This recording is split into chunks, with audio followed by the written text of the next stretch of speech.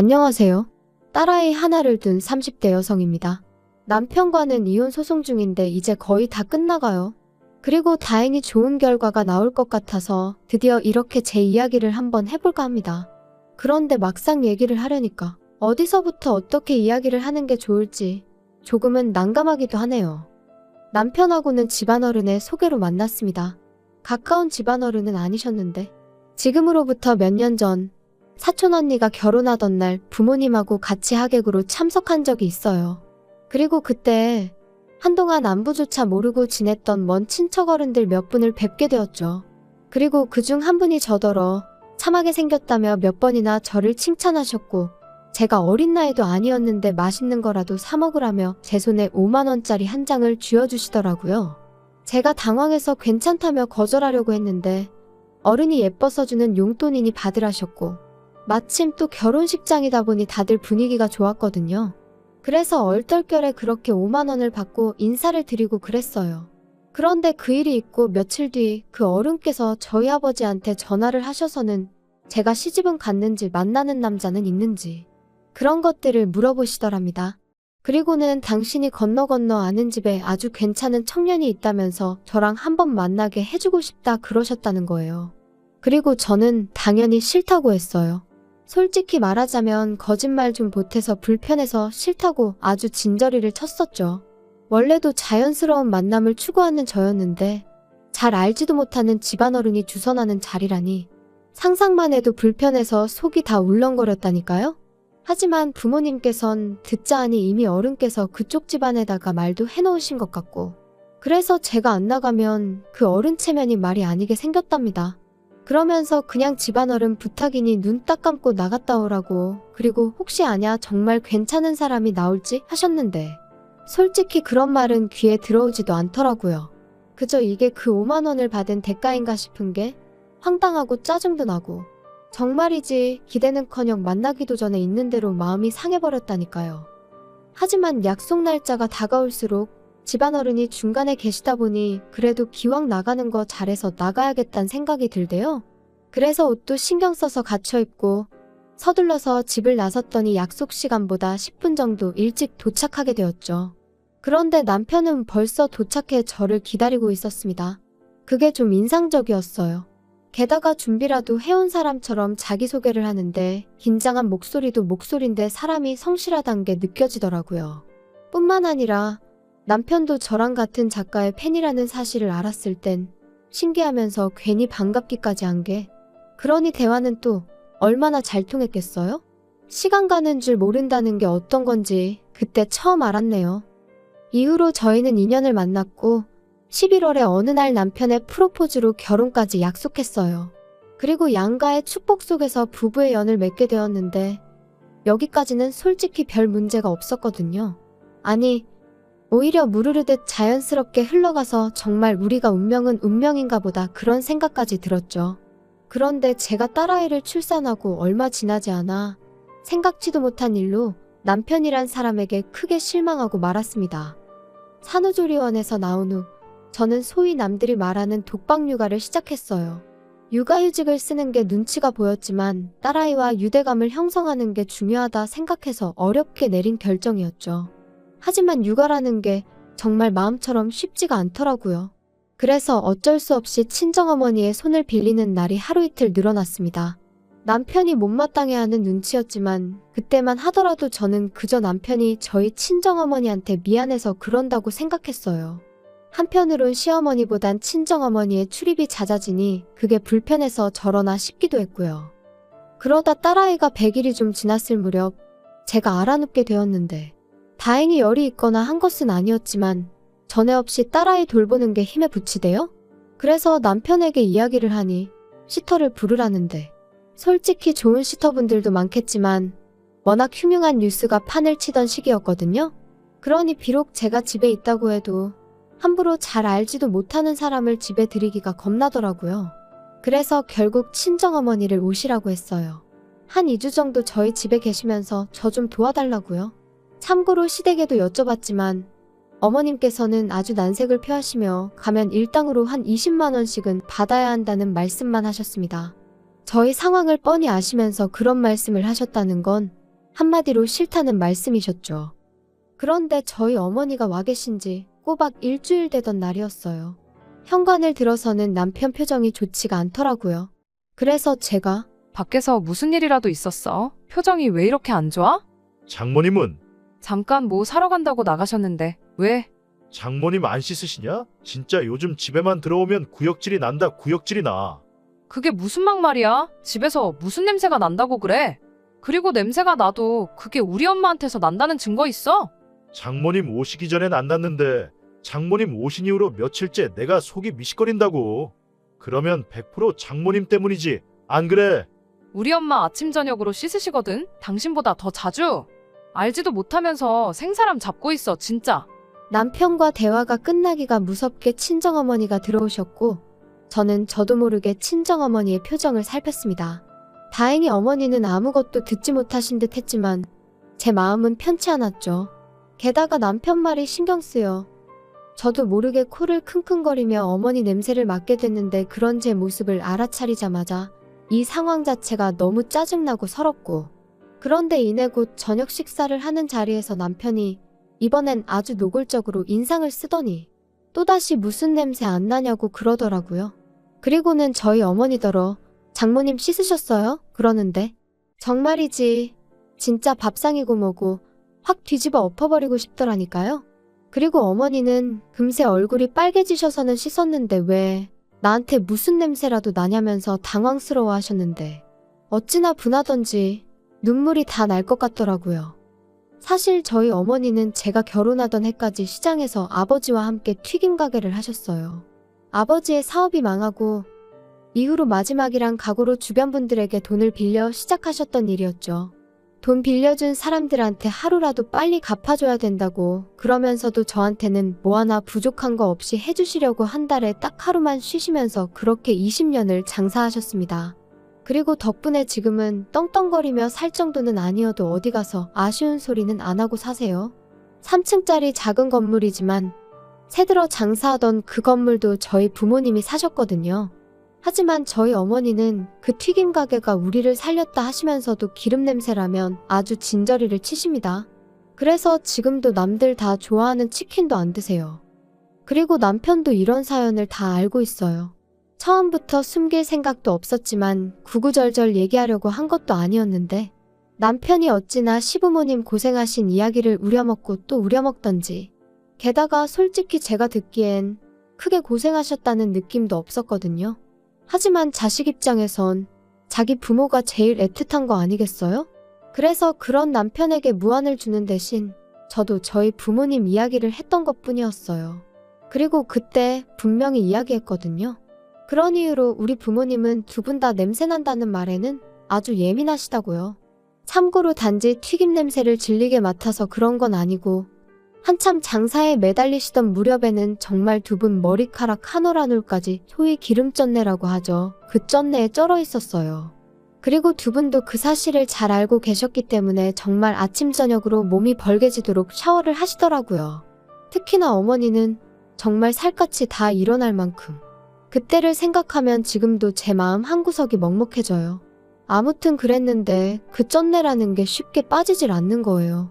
그래서 결국엔 그 쩐내 때문에 싫은 소리를 듣게 되는 상황이 종종 있었고 그러니 다른 사람도 아닌 남편이 저희 어머니한테 냄새로 무안을 주었다는 사실을 저로서는 도무지 받아들일 수가 없었습니다.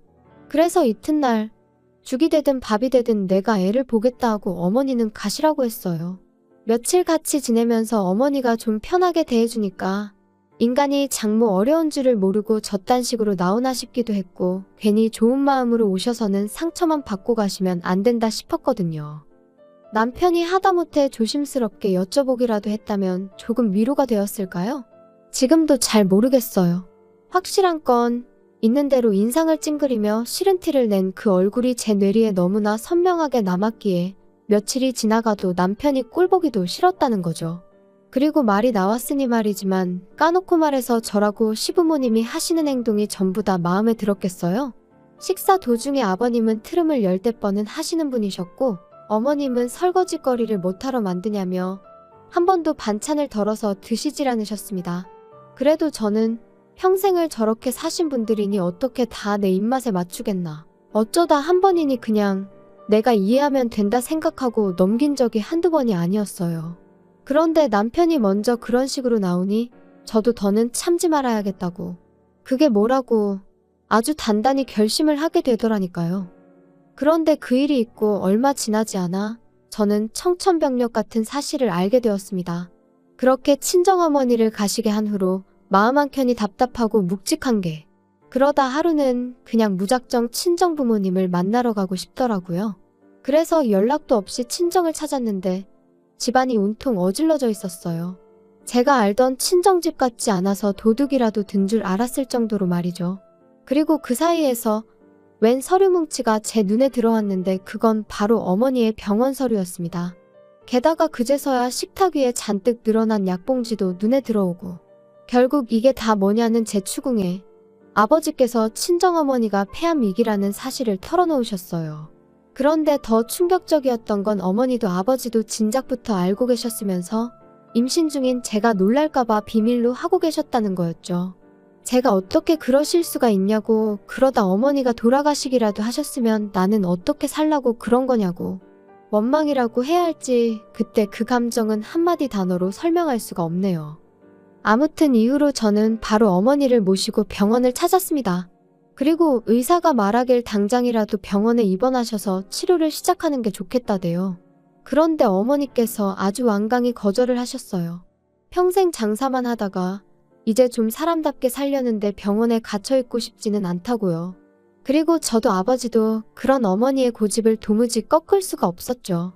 그래서 어쩔 수 없이 일단은 아버지께서 어머니의 병간호를 시작하게 되셨네요. 그런데 나이 든 부모님을 두신 분들이라면 다들 아실 거예요. 아버지가 어머니를 챙기는 것과 어머니가 아버지를 챙기는 건 사실 같을 수가 없다는 걸요. 저희 부모님도 그랬습니다. 제가 보기엔 아버지는 아버지대로 최선을 다해서 어머니를 챙기고 계셨지만 평소 깔끔하신 어머니의 야무진 손끝을 따라잡기엔 턱없이 부족하더라고요. 그래서 제가 일주일에 2번 정도 어머님께 딸아이를 맡기고 친정을 찾기 시작했는데, 이때도 생각해보면 말도 못해요. 남편은 저더러 결혼을 했으면 친정일은 좀 있고 살아야 하는 거 아니냐며 언제까지 자기랑 딸은 팽개치고 친정만 그렇게 쫓아다닐 거냐면서 어이가 없었죠. 제가 할 일 없이 친정 부모님이랑 꽃놀이나 다니는 것도 아니었잖아요. 게다가 막말로 남편이 뭘 좀 도와주기라도 했으면 말을 안 해요. 자기는 돈 번다는 이유로 집안일엔 손도 까딱 안 하기 일쑤였으니까요. 근데 이제 제가 친정을 챙기면서 자기 저녁밥을 못 챙기는 일이 종종 생기니까 그게 그렇게 억울했던 건지. 게다가 딸아이를 팽개쳤다니 그것도 어머님한테 하루에 5시간 일주일에 2번 부탁드린 것뿐이었는데 세상에 그런 억지가 어딨냔 말이죠. 말이 나왔으니 말인데 어머님은 어머님대로 자기가 이 나이에 손녀 보느라 이게 무슨 생고생이냐며, 그럴 거면 너는 육아휴직인지 뭔지 그건 왜 했냐. 얼마나 싫은 소리를 해대셨는지 몰라요. 아무리 그래도 사돈이 아프다는데 까놓고 말해서 과일 바구니 하나라도 보내실 생각은 안 하시고 그저 당신 불편한 것만 투덜투덜. 가뜩이나 남편도 꼴보기가 싫은데 어머님까지 왜 이러시나. 시간이 갈수록 그나마 남아있던 고마운 마음은 온데간데 없어지고 그저 얄밉다는 생각만 들었던 게 솔직한 제 심정이에요. 그런데 안 좋은 일은 왜 그렇게 연달아 터지는지. 그런 생활이 반년쯤 이어지던 무렵 저희 아버지께서 큰 사고를 당하셨습니다. 친정어머니가 원래부터 먼지에 좀 예민하셔서 그날도 친정아버지께선 그런 어머니를 위해 이불을 베란다에서 터시다가 그만 아래로 추락을 하셨거든요. 불행 중 다행이라고 해야 하나. 아파트가 2층이었고 아래층은 최근에 새로 흙을 깔아서 비교적 덜 단단했기에 망정이지. 아무튼 그렇다고 해도 아버지는 왼쪽 발목이 골절되셨고 꼬리뼈에도 금이 갔습니다. 갈비뼈도 상태가 좋지 않았죠. 그래서 꼼짝없이 병원 신세를 지게 되셨어요. 상황이 상황이었던 만큼 친정어머니가 저희 집에 오시는 건 제 상식으론 너무나 당연한 일이었어요. 막말로 혼자 계시다가 쓰러지기라도 하시면 그땐 누가 책임을 지냔 말이죠. 하지만 남편의 반응은 냉정하기 짝이 없었습니다. 지금처럼 왔다 갔다 하면서 들여다봐드리면 되지 뭘 집으로 모시기를. 안 돼, 불편해. 지금이 편하고 불편하고 따질 상황이야? 난 우리 엄마 절대로 혼자 계시게 못해. 뭐 못하면 어쩔 건데 장인 장모님 돈도 있으신데 사람 쓰시면 되잖아. 아니면 장인어른 입원해 계시는 동안 장모님도 잠깐 병원에 계시게 하던가. 아니, 내가 우리 엄마를 평생 모시고 살자는 것도 아니고 아버지 퇴원하실 때까지만 몇 주만 좀 같이 지내자는 건데 그게 그렇게도 안 될 말이야? 이 집이 너 혼자 산 집이야. 내 돈도 반 들어갔으니까 나도 내 의견을 말하는 것뿐이야. 그리고 솔직히 너 지금 육아휴직 중이라 내가 외벌이하는 거나 마찬가지잖아. 그러면 내 입장도 배려를 해줘야지. 거기다 내가 말은 안 하려고 했는데 생각해보니까 장모님 아파서 냄새 나시는 거 아니야? 아프시단 핑계로 안 씻고 그러셨던 거 아니냐고. 역시 내 코가 개코라니까. 아무리 생각해도 안 되겠다. 나 장모님 냄새 못 견디겠거든? 생각만 해도 또 울렁거린다. 당신 진짜 말 그따위로밖에 못해? 그럼 뭐 시부모님한테는 꽃향기라도 나는 줄 아나 봐. 그리고 외벌이가 어쩌고 저쩌고. 야, 어디 가서 그런 소리 할 것도 없어. 그 돈 뭐 나 용돈 쓰라고 벌어다 주니? 나 육아휴직 시작하고서 티셔츠 한 장 사 입은 거 없거든? 아이고 대단하십니다. 그럼 네가 매일같이 먹는 밥 반찬 생수는 어디 땅 파서 나왔냐? 남편과 말 같지도 않은 소리를 하며 다투는 제 자신을 보니 말 그대로 현타가 오더라고요. 그리고 이건 아니다. 이렇게 사는 건 아니다라는 생각이 딱 들었죠. 그래서 남편에게 마지막으로 한 번만 더 묻겠다 했습니다. 우리 어머니 모시고 단 몇 달만이라도 살겠냐? 아니면 나랑 지금 이혼하겠냐? 그러니까 남편 하는 말이 이것 봐. 너 내가 몇 번이나 말했지.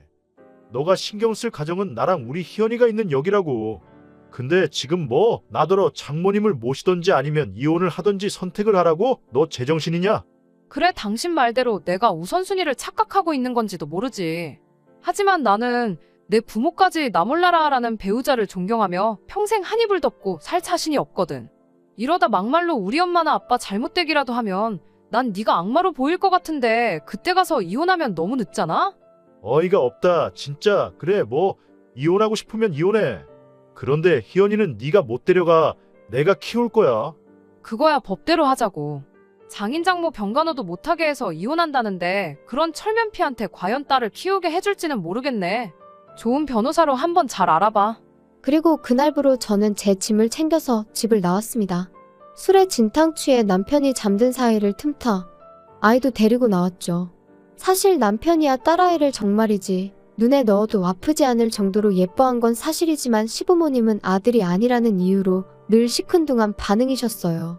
그리고 남편은 어쨌든 혼자서는 아이를 돌볼 상황이 못 되었는데 그렇다고 시부모님이 봐주실 리도 없었으니 애를 내놓으라 할 리는 없겠다 싶었거든요.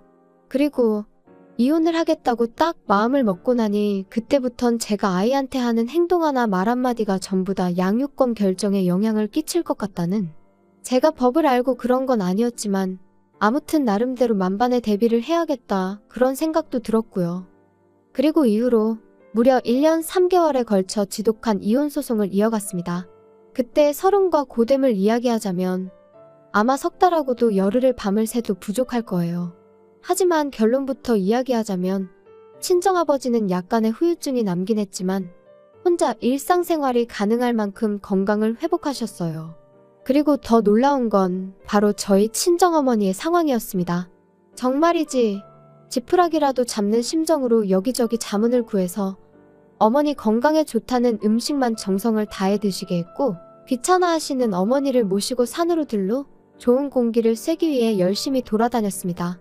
여담이지만 딸아이는 사촌 언니의 도움을 정말 많이 받았어요. 언니도 저랑 비슷한 시기에 아이를 낳았기에 언니가 쌍둥이 키운다 생각하겠다며 힘을 보태주었죠. 피는 물보다 진하다더니 영원한 사랑을 약속한 남편보다도 결국은 피부치인 언니가 100배 1000배는 의지가 되더라니까요. 아, 그리고 언니가 저한테 왜 이렇게 잘해준 거냐 혹시 궁금해하실까봐. 일단 언니가 워낙 좋은 사람인 것도 있지만 언니가 시집갈 때 이모네 사정이 안 좋았거든요. 그러니까 저희 아버지가 언니 결혼 비용을 대주셨어요. 우리도 힘들 때 이모네 도움을 많이 받지 않았냐 하시면서요. 그래서 제 짐작이지만 언니가 선뜻 도와주겠다고 손을 내밀어 준 게 아니었을까. 고마울 뿐이죠. 아무튼 말하다 보니까 또 생각나네요. 정작 저 시집갈 땐 남편이 남자 자존심이 어떻고 해가며 하도 우겨대서 결혼 비용을 기어이 반반 부담을 했어요. 그리고 그땐 그게 나름대로 남자답고 좋아 보이기까지 했거든요. 물론 살아보니까 쓸데없는 똥자존심으로 똘똘 뭉친 인간이었을 뿐이었지만 아무튼 그래도 이렇게 이혼하고 나니까 그때 반반하길 다행이지. 아까워서 혼날 뻔했네. 그런 생각이 다 들대요. 아무튼 그렇게 저랑 남편은 이혼을 했고 당연히 양육권은 저에게 왔어요. 그리고 사실 위자료는 별로 기대도 없었는데 크진 않았지만 800만 원을 받게 되었습니다. 그리고 양육비도 일단 매달 60만 원에 5년마다 한 번씩 다시 정하는 걸로 얘기가 되었죠. 그런데 제가 이런 거 저런 거 다 합쳐서 지금 사는 집을 그냥 그대로 나한테 넘기라 했어요. 꿈에도 보기 싫은 인간, 애 핑계로 또 봐야 되는 것도 싫고 이래저래 두 번 다시 얽히기 싫었거든요. 그리고 남편도 기껏 한다는 소리가 양육비니 뭐니 그런 거 있으면 어떤 여자가 자기랑 재혼을 하겠냐며? 좋다대요? 딸이라면 사족을 못 쓰는 인간이다. 그거 하나는 참 그래도 좋은 아빠다 싶었는데 양육비 얘기하면서 재혼 타령하는 거 보니까 그럼 그렇지 결국 이것밖에 안 되는 인간이었어. 그 생각만 들더라고요. 한편 저희 이혼 소식은 저희를 만나게 해주셨던 그 집안어른 귀에도 들어갔던 모양이에요. 그리고 솔직히 사과를 받아야겠다거나 그런 생각은 없었지만 아니나 다를까 감감무 소식? 말 한마디 들려온 게 없습니다. 참고로 저희 결혼할 땐 그래도 저희 두 사람 사이에 다리 놔주셨다고 100만 원 받아가셨는데 말이죠. 솔직히 좀 착잡했는데 이렇게 또 인생을 배운 셈 치려고요. 친정어머니의 암이 완치가 된 것은 아니니 솔직히 지금도 완전히 평화를 찾았다 그렇게 말은 못하겠어요. 하지만 적어도 하나 도움 안 되는 돌멩이 같은 남편을 제 인생에서 걷어내고 나니 속은 후련합니다. 당분간은 친정부모님의 건강과 제 아이의 행복만을 인생의 과제로 삼고 그렇게 살아볼까 해요. 어쩌면 이것이야말로 영원한 사랑은 아닐까요? 들어주셔서 감사합니다.